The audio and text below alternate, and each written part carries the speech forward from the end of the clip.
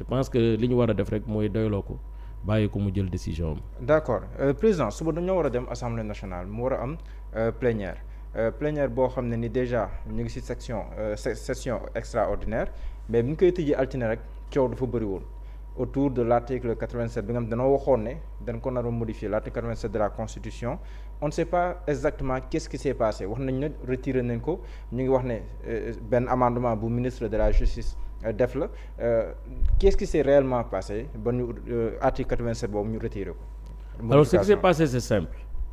article 87 mu ngi déjà ci constitution Sénégal article 87 boobu lan lay réglementer mooy le pouvoir de dissolution maanaam dafay permettre l'exécutif le pouvoir le président de la République de pouvoir dissoudre l'Assemblée nationale au bout de 2 ans président jàpp ne tey bu ñu waree dissoudre Assemblée nationale kon dañuy xaar ba septembre bu ñu xaaree ba septembre sur un mandat de 5 ans mooy maanaam élection yi kon soo moytul vers décembre lay am ça veut dire quoi ça veut dire que début année jusqu'à la fin de l'année dañuy nekk ci période électorale 1/5 d'un mandat c'est quand même important c'est un mandat de 5 ans pour un président qui vient d'arriver il a besoin quand même de sérénité de temps de projeter un peu et de mettre en exécution ses projets donc loolu moo tax président dans sa générosité a dit finalement compte tenu du fait d'une part que encadrement de 2 ans boobu d'abord amul sens parce que ça veut dire quoi ça veut dire que su ñu toogee 2 ans Assemblée nationale di toj mu am dysfonctionnement mu am blocage personne ne peut rien faire or lui c'est le président de la République c'est le garant du bon fonctionnement des institutions. am jàpp ne loolu tam gage de stabilité la. non gage de stabilité la mais qui crée aussi des problèmes. Parce que ça veut dire pendant 2 ans kenn du mën a laal Assemblée nationale. beneen bi mooy les pouvoirs entre l'exécutif et le législatif c'est des pouvoirs qu'on doit harmoniser maanaam dañ leen war a équilibrer or on a vu que le pouvoir de censure à travers la motion de censure du Parlement n'est pas encadré dans un délai de 2 ans ce qui est quand même à tout moment daal mën na nekk bu nekkee les conditions sont réunies ce qui est un déséquilibre donc beneen bi nag mooy permettre quand même au futur président qui va venir dès l'instant où il prend les services de pouvoir peut-être faire la dissolution et faire des élections anticipées au moins nga xam ne dans le premier semestre de l'année dañuy def élection yëpp et puis ensuite il a 4 ans et 6 mois pour dérouler son programme mettre en œuvre nekk au contact et à satisfaire les besoins des populations donc c'est ça en fait qui est une idée c'était pas de dire dañuy coupler élection yi parce qu'il n'a jamais été question de ça dialogue bi kenn waxu fa ay couplage d'élection et il n'a jamais été question le Sénégal pays souverain a décidé de ne plus coupler les élections je pense que c'est depuis 92 parce que le couplage était un peu difficile à organiser déjà surtout que bon candidats yi dañuy bari listes yi dañuy bari donc c'était un peu difficile et puis les messages même des candidats à la présidentielle étaient des messages qui n'étaient pas finalement lisibles parce que simplement il y avait trop de tintamarre donc je pense que cette décision n'a jamais été de coupler les élections ça c'est un deux il y a pas de coup fourré la preuve tey ñu ngi man la wax naa ko démb ci commission technique on a acheté une stabilité de 4 mois c'est-à-dire que jusqu'en septembre à une instabilité de 3 ans c'est-à-dire que suñu tasul ba élection yi ñëw président bu bees bi ñëw tas en septembre après président boobu autant de fois qu'il le souhaite il peut le faire il peut dissoudre l'Assemblée nationale c'est-à-dire imaginons ñu dem ay élections législatives en décembre il se retrouve pas avec une bonne majorité oui. Dans l'année il peut dissoudre or on aurait pu profiter justement de cette réforme pour relifter l'exercice du pouvoir de dissolution du président de la République donc loolu yëpp nag malheureusement waxtaane wuñ ko gouverner c'est communiquer c'est malheureusement texte bi dafa ñëwandoo noonu bi mu ñëwee ñun le 12 juillet on était avec le président de la République le groupe parlementaire su may wax ñun le président nous a reçus nous lui avons fait part de nos préoccupations par rapport à ce texte qui sur le bien fondé n'est pas discutable je pense que texte bi ak article 12 de la constitution française presque benn la sauf que booy xool article 12 constitution française réglementation bi gën na précise sur l'exercice du pouvoir de dissolution parce que mënoo dissoudre 2 ans successivement or léegi tey su ñu defee élection décembre président bi gis élection yi neexu ko ñu dem installer kii bi aussitôt après 2 mois après mën na dissoudre defaat yeneen élection aussitôt après mën na ko avec l'état actuel de 87 parce que c'est pas encadré or nous on avait voulu profiter justement mais kon 2 ans yooyu noonu lu tax muy tëb 2 ans yooyu c'est juste 2 ans dañ la garantir ne la mënoo exercer le pouvoir de dissolution mais bu weesoo le président mais parce que c'est comme ça que le texte est rédigé. kon foofu tam am na insécurité. moo tax ma ne nag ñun dañu jëndee sécurité de 4 mois ñu jëndee ko insécurité 3 ans man lay doog a dégg nii. yaa ngi soog a dégg li may wax. oui dañuy jëndee sécurité 3 mois ak 4 mois. oui insécurité 3 ans.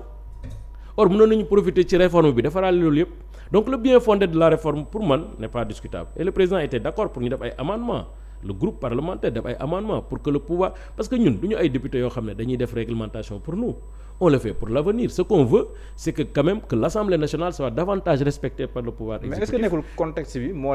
c'est peut-être le contexte ak la communication préalable qui aurait pu peut-être précéder cette réforme mais dans tous les cas de figure le président a écouté d'abord ses députés il a écouté les députés de l'opposition il a écouté la société civile. En bon père de famille, il a décidé de retirer. Et je pense que c'est une décision très sage pour permettre de comprendre qu'il n'y avait rien pour comme coup fourré ou le coup tordu du président. Mais il y a un certain argument aussi, j'ai vu Moudgal si presse bi bokkoon na si li ngeen wax ni manque de communication parce que ñu bëri comprendre du ko woon mais on a parlé aussi d'endettement de députés ak yooyu est-ce que ça a été posé? waaw xam nga loolu moom c'est vraiment des trucs personnels effectivement dans le cadre de cette rencontre les députés ont dit mais nous déjà on est déjà dans une situation précaire il faut pas précariser davantage cette situation parce que voilà on est endetté etc mais pour man loolu c'est au regard des effets personnels xam nga une loi aussi c'est une réglementation impersonnelle surtout une constitution c'est pas par rapport à x y c'est pas la somme des intérêts particuliers qui fait l'intérêt général on légifère pour l'avenir on légifère pour l'intérêt général on légifère pour que la réglementation puisse être la plus intelligente possible la plus lisible possible et la plus durable. Mais est-ce que tamit loolu du woon si beneen côté parce que am na côté bu positif si ni nga ko expliqué mais tam beneen côté bi mooy est-ce que du doon fragiliser l'Assemblée nationale par exemple aussi li ñuy bañ si yeneen 3 ans yi ñu mun koo am aussi à tout moment par exemple que président dem si élection législative mu gis ne jekkuwul mu dissoudre ko parce que arrangé wu ko et tout instabilité boobu tam. waaw non mais instabilité boobu foofu la ñu jëm. C'est-à-dire que su ñu demee septembre ñu dissoudre ñu dem ay élections mois de décembre disons parce que c'est 90 jours après élections yooyu peut-être kii nekk ci bopp réew bi gis na ne résultats yooyu arrangé wu ko ñu prétexte de dysfonctionnement ou de blocage au niveau de l'Assemblée nationale mën na ko dissoudre aussitôt après ces élections aussi suñ demaatee ba ci kanam gis ne même chose ça arrive mën na ko dissoudre or li ñu bëggoon profiter ci réforme bi mooy ne ko c'est vrai doo mën a di nga mën a dissoudre mais nag mënoo dissoudre juste après des élections anticipées c'est-à-dire que au moins dina am ay phase de stabilité au moins sur 1 an où l'Assemblée nationale ne peut pas être dissoute ce qui n'est pas le cas pareil en ce moment parce que simplement l'article 87 n'a pas été touché pour nous donner l'opportunité. C'était prévu si réforme bi. C'était prévu moi j'avais prévu de porter. kon lu ñu doon wax ne à tout moment nekk woon noonu ndekete amoon na au moins 1 an de stabilité boo xam ne nii. mënoon nañu ko si dugal. si réforme bi pour que mu am une meilleure stabilité. comme le pouvoir de censure bi nga xam ne députés yi am nañ ko députés yi mënuñu def motion de censure 2 fois dans une session. loolu lañ bëggoon indi parallélisme bi au niveau de du pouvoir de dissolution. D'accord nga xam ne au moins dina am benn stabilité dina am stabilité gouvernementale pendant 1 an une fois que une session passe une motion passe dans le cadre d'une session dootoo ko mën a defaat ci beneen session. donc ci la même session ça veut dire que si une motion est rejetée au moins gouvernement bi dina toog 1 an. mais loolu est-ce que tamit nekkul di refléter beneen problème boo xam ne nii ñenn ñi jàpp ne gouvernement daf ko muy problème de communication boo xoolee événement de juin yi communication bi bëri woon na ay contradiction boo xoolee bi tamit muy benn idée bu pertinente si ni ko expliquer mais Sénégal yu bëri dañoo jàppoon ne c'était un danger c'était pour fragiliser l'Assemblée nationale c'était pour dissoudre l'Assemblée nationale en cas de nangam ak nangam déficit de communication wu est-ce que jotul tamit ñu corriger ko pour gën a mën a permettre Sénégalais yi ñuy digérer li leen defal. Non, c'est clair que il faut communiquer davantage man li ma gëm daal mooy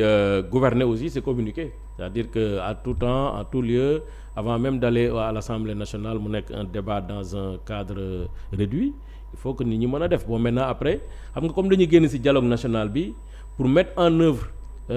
dans une procédure accélérée voilà la procédure d'urgence donnewul suffisamment de temps au gouvernement de faire les textes et en même temps de communiquer de partager voilà de manière inclusive. Ça n'avait pas fait l'objet de consensus.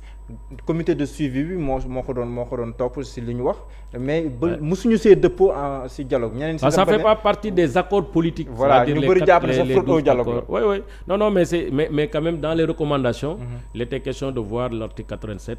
de réformer la CREI etc. Ça c'est des recommandations qui sont issues